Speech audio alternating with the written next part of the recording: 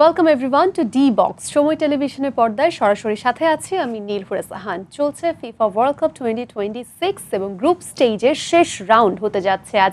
দেখতে দেখতে group stage শেষ হয়ে গেল এবং নানা নাটকীয়তার মধ্য দিয়ে কিন্তু অনেকেই নক আউট পর্বে তাদের যে জায়গা সেটি পাকাপোক্ত করে নিয়েছে এবং অনেকেই আছে যাদেরকে বাড়ির টিকিট ধরতে হয়েছে। এই তো কালকের খেলাতেই আমরা আসলে দেখছিলাম ফ্রান্স নরওয়ের খেলায় কেমন কি হলো এবং একই সাথে সেনেগাল ইরাকের একটা দুর্দান্ত ম্যাচ। গ্রুপ এইচে নাটকীয়ভাবে কেপ ভার্দের আবারও ড্র এবং একই সাথে উরুগুয়ের স্পেনের কাছে হারার কারণে উরুগুয়ের বাড়ির পথ ধরা। অন্যদিকে কেপ ভার্দে প্রথমবারের মতো এই ওয়ার্ল্ড কাপে খেলতে এসেই রাউন্ড অফ 32-তে নিজেদের জায়গা করে নেওয়া বিস্ময় বটে এই 2026 ওয়ার্ল্ড কাপের। আবার সামনে আজকের রাতেও শেষ রাউন্ডের খেলাগুলো কিন্তু আরও বলে দেবে সমীকরণ কি হতে যাচ্ছে শেষমেশ, কারা নক আউট স্টেজে যাচ্ছে আর কারা বাড়ির ট্রেন ধরছে। ওয়েল, আজকে আমার সঙ্গে আছেন বাংলাদেশ জাতীয় ফুটবল দলের সাবেক ফুটবলার এবং কোচ মাহবুব হোসেন রক্সি। আমি তাকে ওয়েলকাম করছি। Welcome to our show. কেমন আছেন? ধন্যবাদ, আসসালামু আলাইকুম। ভালো আছি। আসলে কেমন উপভোগ করছেন ওভারঅল এবার ওয়ার্ল্ড কাপ? বলতে চাচ্ছিলাম যে প্রতিদিনই আমরা যখন শুরু করি ওয়ার্ল্ড কাপ নিয়ে, তারপরে গ্রুপ স্টেজের আজকে শেষ রাউন্ডে চলছে। আরও 6টি টিমের খেলা হবে। 12টি টিম থেকে মোটামুটি আরও 4টা টিম আমরা কনফার্ম হব, তাহলে আমাদের পরিপূর্ণ 32টা টিম হয়ে যাবে এখানে। যদি কিন্তু অনেকের মধ্যে সবচেয়ে বেশি চিন্তায় আছে ইরান এবং আমাদের এশিয়া থেকে সাউথ কোরিয়া। হ্যাঁ, আজকের খেলায় যেখানে কালকের খেলায় সবচেয়ে নাটকীয় যেটা বলা চলে সেই বড় বিগ ম্যাচ ছিল, সেটা আমরা নরওয়ে এবং ফ্রান্সকে নরওয়ে ফ্রান্সকে নিয়ে যদি বলি, ইভেন আই রিমেম্বার কালকে যখন আমার গেস্টের সঙ্গে আলোচনা করছিলাম নরওয়ে ফ্রান্স মানেই বলছিলাম এমবাপ্পে ভার্সেস হাল্যান্ড।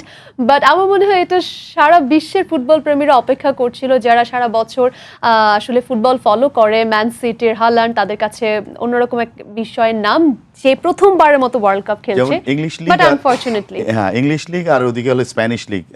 ওখানে এমবাপ্পে আর এখানে আর্লিং হাল্যান্ড দুজন টপ স্কোরার, তাদের মুখোমুখি হবে। এবং কালকে যে খেলা দেখেছি সেখানে সবচেয়ে বেশি মনে হয়েছে নরওয়ের সাপোর্টাররা 80% পুরো স্টেডিয়াম ওদের জার্সি পরা লাল, এবং ফ্রান্সকে ওইভাবে দেখা যায় যেভাবে তারা আসলে ভাইকিং রো আসলে করছে। বিশ্বকাপের সৌন্দর্য হয়তো এই জিনিসগুলো। এবং আপনি খেয়াল করেছেন কিনা জানি না, সেখানকার বাইরের নিউ ইয়র্কের অনেক সংবাদ মাধ্যমে আসলে তাদের এই যে মুখোমুখি লড়াই সেটিকে বলছিল নিউ মেসি ভার্সেস রোনাল্ডো।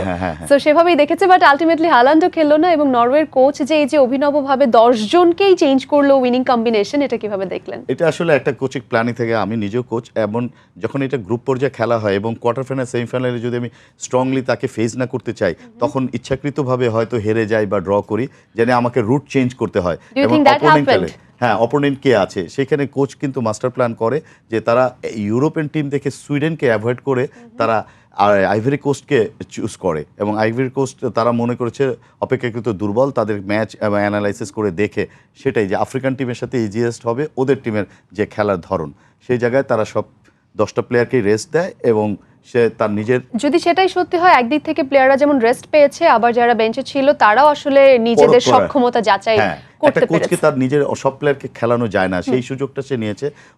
প্রতিপক্ষের এগেনস্টে 10 জন যে প্লেয়ার নিয়েছে।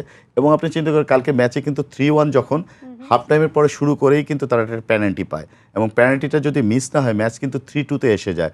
তখন ম্যাচের কম্পিটিশন আরো বেশি ক্লোজ হয় এবং অনেক ফাইটিং টেন্ডেন্সি হয়। তো কোচ ওখান থেকে তার দিক থেকে অলওয়েজ হ্যাপি, কারণ তার 32-তে খেলতে হলে যে প্লেয়ারদের এনার্জি এন্ড পাওয়ার লাগবে সেই জিনিসটা সে সম্পূর্ণভাবে রেস্ট দিয়ে, বলা যায় এক ঢিলে 3 পাখি, এরকমই হয়, বোঝা যায় যে এক ঢিলে 3 পাখি শিকার করলো।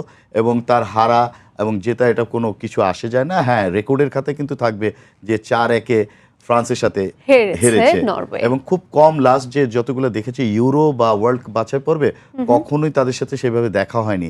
এমনি আলটিমেটলি অনেক পুরনো টিম, অনেকের সাথে অনেকের দেখা হয়, সেই জায়গা থেকে অনেক বেশি সাকসেস। এবং আমরা চিন্তা করছিলাম যে এমবাপ্পে মেসির পরে যে গোলের এবং টপ স্কোরার, ওয়ার্ল্ড কাপে 16টা ম্যাচ খেলেছে, সেই 16 ম্যাচে 16 গোল, সর্বকনিষ্ঠ প্লেয়ার হিসেবে 15টি ওয়ার্ল্ড কাপ ম্যাচ স্টার্ট করার রেকর্ডই তার ছিল। এবং কালকে গোল পায়নি, কিন্তু সবাই চিন্তা করছিল এমবাপ্পে, কিন্তু ওখানে কিন্তু এই টিমে যে আরো দুর্দান্ত দুটো প্লেয়ার আছে, সেখানে ডেম্বেলের মতো প্লেয়ার, কালকে নায়ক ডেম্বেলে another হ্যাটট্রিক, এবং তার হ্যাটট্রিকও কিন্তু সেকেন্ড ফাস্টেস্ট হ্যাটট্রিক বলা চলে। 32 মিনিটে 3টি গোল, 7, 20 এবং হলো 32। তো এই জায়গা থেকে এমবাপ্পে, এবং সে দেখেছে কেন সে ব্যালন ডি'অর, আর লাস্ট ইয়ার সে লিগ খেলে পিএসজিতে, ফ্রান্স লিগ, ফ্রান্স 1-এ। তো সেখানে সে পিএসজিকে পরপর চ্যাম্পিয়ন্স লিগে 2টো চ্যাম্পিয়ন এনে দিয়েছে এবং ব্যালন ডিয়ার দেওয়া লাস্ট 2025-এর, এবং তার দুর্দান্ত লেফট এবং রাইট ফুটে যে গোল, এগুলো আসলে ওয়ার্ল্ড কাপে দেখার মতো গোলের মধ্যেই পরিণত ওয়ার্ল্ড হয়, কাপের সৌন্দর্য বাড়িয়ে দেয় সব বাড়িয়ে দেয়। তো সেই জায়গায় ফ্রান্স কিন্তু অনেক স্ট্রং এবং তাদেরও টিম ওয়ার্ক, ডেপথ সবকিছু মিলেই ফ্রান্স কিন্তু এবারও ফাইনাল খেলতে পারে। সেই সম্ভাবনা রয়েছে, অবশ্যই রয়েছে। সেই ফাইনাল খেলা বা ওয়ার্ল্ড কাপ জেতার স্বপ্ন নিয়েই তারা আসলে প্রবেশ করেছে।